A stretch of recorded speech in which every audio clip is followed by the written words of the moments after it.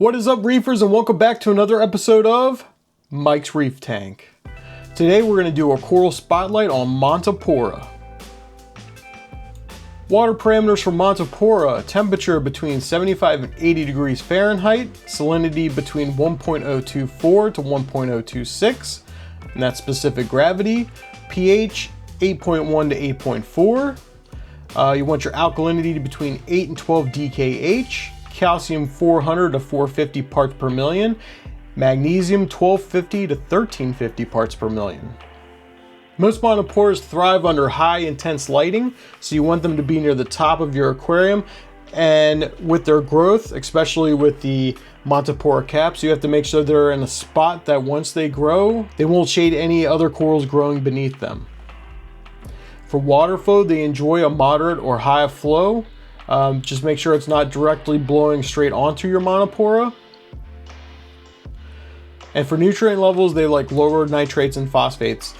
Shoot between not any higher than 10 to 20 parts per million for nitrates, and phosphates around 0.1. All pictures in this video came from Top Shelf Aquatics. You guys should check them out. Now with Montipora, there's different kinds of species. We're going to go over the most common ones that are seen in our reefing hobby. And we're going to start out with Montipora Capricornis. Montipora Capricornis, or Monty Cap, is the typical red coloring, like the frag I have in my tank. I started with a small piece of this frag, and it's growing very nicely in the aquarium. As with most Monties, they're pretty easy to take care of, and they're great beginner SPS corals. Now, Monty Caps can come in multiple colors. You can get them green. Right here in this picture, I have a purple Montipora, and some other ones that grow in a cap formation, like this beach bum. You can get all different kinds of colors.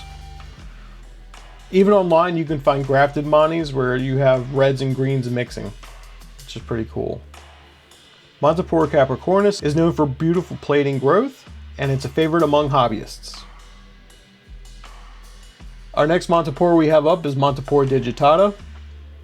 This is a branching Monty that's available in multiple colors such as purple, greens, oranges, reds, and blues.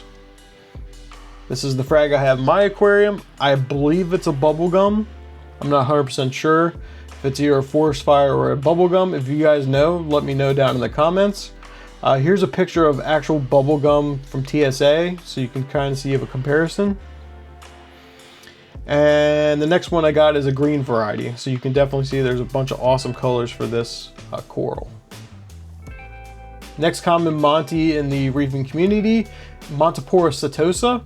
This one's very interesting because it's a combination of like a Digitata, a branching type, and an encrusting Montipora, so you get both of those different kinds of growth as the coral expands in your aquarium. Most colors for Montipora Setosa are orange. Additionally, there's some grafted pieces that you can get combining yellow, orange, and red hues, like this one I have pictured here. This one's very highly sought after in the hobby, something I would definitely want to add into my aquarium. Lastly, I wanted to talk briefly about encrusting Monties. Here's a list of the most common encrusting Montiporas that you can find in this hobby. You have the Undata, the Spumosa, and the Verrucosa. Encrusting Monties can have a lot of beautiful different colors. This first one I'm showing you is like a yellow and red, which TSA calls their Happy Meal. And the next picture here, I've got what they call their Where's Waldo. It's a red with blue polyps. Then in my aquarium, I have one that's like a peachish color with green polyps. I originally thought this was a capping Montipora because the frag itself was forming a horizontal growth when I purchased it, but as it's been in the aquarium, you can start to see that it is encrusting the rock.